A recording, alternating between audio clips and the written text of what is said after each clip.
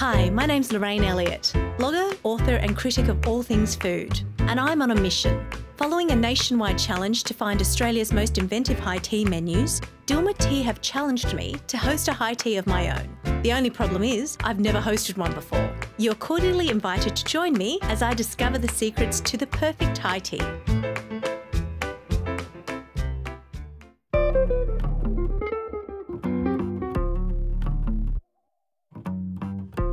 A successful high tea is all about good friends, good food and good tea. And while I've pretty much got the first one covered, for the others I may need a bit of advice to get me over the line. So how does one go about preparing a high tea menu?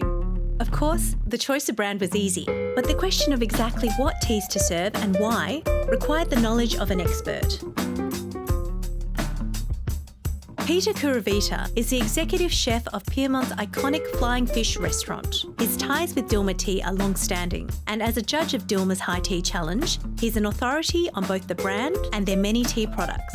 I've known the Fernando family for 25 odd years, and they have worked very hard to produce a tea that is not only, flavoursome and beautiful to drink, but is also ethical.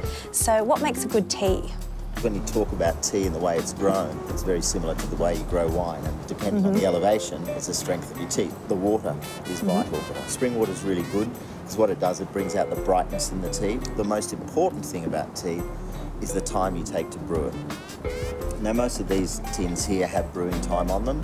You can go a little bit further, but never less. The reason for that is that, unless you brew them for the correct amount of time, all you're having is a cup of hot water with a bit of flavour.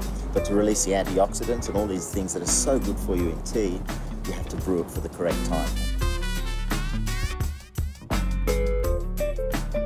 So what's a tea tasting process? Tea tasting process is quite noisy, actually. Is it? Okay, give me in. This is what you do. One of the characteristics of tea is very much like tannin. Okay. It's actually called a polyphenol, and it's the same sort of thing. It's the flavour. And what you do is you put it in your mouth, put it here.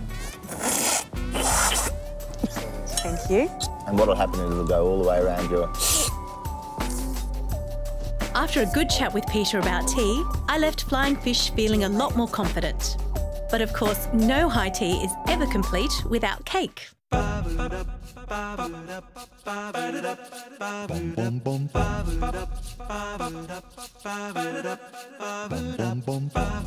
Petit's is an elegant cafe located on Dank Street in Sydney's inner east. It is known for its artistic delights, inventive high tea menu and charismatic executive chef Vincent Gadan. I caught up with him to see if I could pick up a few tips. Well, I like high tea, but with a twist. So I wanted to have a high tea with a French version. Once a month, we choose a theme. Yep. So it could be floral, flowers. Yes. We did a native Australian. Yeah. We had crocodile sandwiches. Of course, chocolate.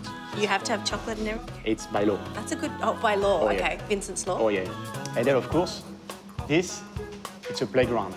So they're very colourful and they're all different flavours? That's it. This would have a lovely violet, macarons, pistachio. You can't go wrong. Well, do you like pistachio? Yes. Okay. Go for Thank you. You have to tell me straight away.